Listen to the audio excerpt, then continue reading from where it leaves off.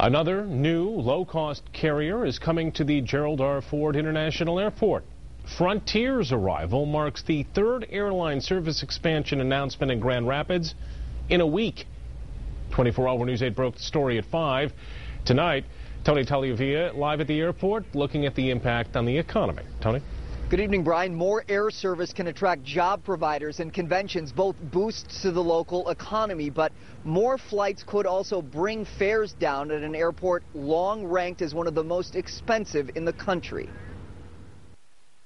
It's a start. The new flights are way overdue, in David Walters' words. The longtime West Michigan resident can put the benefits into dollars and cents as well as any local economic expert. If Grand Rapids is going to grow economically, it has to have better air service because companies don't want to come here if you can't get in and out reasonably. It's not just companies, but conventions. Doug Small heads the GR Convention and Visitors Bureau. He says the city can compete with rival destinations when it comes to hotels and convention space. But when we had to put airfares in front of them, as we sat with them in their offices, we lost that competitive edge, and in most cases lost the business opportunities. Now we can go back out to those same customers and say, hey, we've done our part.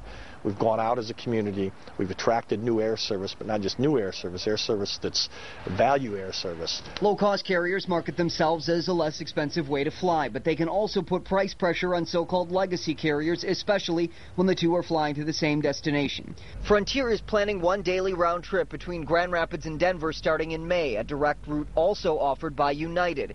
AirTran plans to fly from GR to Baltimore, a relatively short trip from Washington, which is a direct destination for Delta. AirTran, Allegiant, and Delta will all be competing for passengers to Orlando at peak vacation time.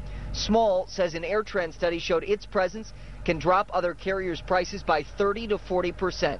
Even if that doesn't happen, he says he's still happy to see the new service. That news today tells me that Frontier sees some promise in this community because they're very careful with who they choose to do service with.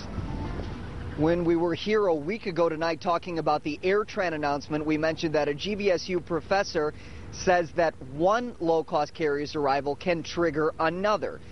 Given the one-week time span in between and the amount of research that goes into getting a new destination for an airline, it seems unlikely that one triggered the other in this case, but we'll keep watching to see if all of this new service brings even more to Grand Rapids. Live at Ford International Airport, Tony Tagliavia, 24-Hour News 8.